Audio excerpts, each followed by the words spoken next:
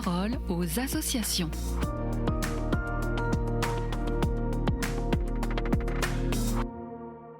Bienvenue dans la parole aux associations. Aujourd'hui, je suis avec Monseigneur Hugues de Walmont, le directeur général de l'Œuvre d'Orient. Alors Monseigneur, bonjour, vous avez un message à nous faire passer sur le Liban. On vous écoute. Chers auditeurs de KTO, bonjour. Il y a quelques jours, j'ai effectué mon tout premier déplacement comme directeur général de l'Œuvre d'Orient. Et c'est tout naturellement vers le Liban que je me suis rendu. Là où l'œuvre a commencé à soutenir les écoles il y a bientôt 170 ans.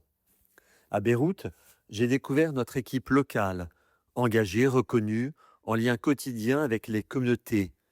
Leur engagement rend notre mission visible et réelle sur le terrain. J'ai été frappé par la résilience des Libanais. Leur vie quotidienne est dure, leurs institutions fragiles, mais leur courage reste intact. Les écoles chrétiennes que nous soutenons accueillent tous les enfants sans distinction. Dans une économie effondrée, elles brillent comme des lumières dans la nuit. En partenariat avec le ministère des Affaires étrangères, nous avons lancé la deuxième phase d'une grande formation pour les cadres éducatifs. Cette formation est financée par le ministère des Affaires étrangères et par l'Œuvre d'Orient. L'objectif est clair, donner aux établissements plus de solidité, plus d'autonomie, pour qu'ils puissent continuer à servir la jeunesse libanaise. J'ai aussi visité les franciscaines de la Croix, qui accompagnent des enfants et des adultes dans le seul hôpital psychiatrique du Liban.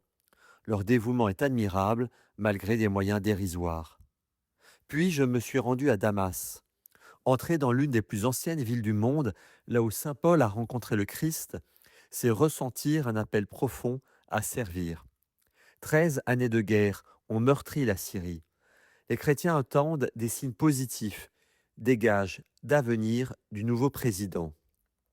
J'ai rencontré des responsables religieux, des enseignants, des diplomates. Tous m'ont partagé la même inquiétude, mais aussi la même espérance.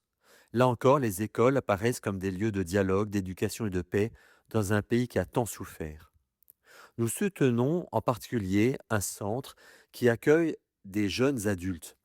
Nous mettons les participants en contact avec des professionnels pour leur donner le goût d'entreprendre dans différents domaines. La dynamique du microcrédit permet aux familles de rembourser leurs emprunts au fur et à mesure que leur entreprise prend corps. J'ai souvent entendu ces mots, au Liban et en Syrie, « Sans la Providence, nous ne pourrions rien faire ».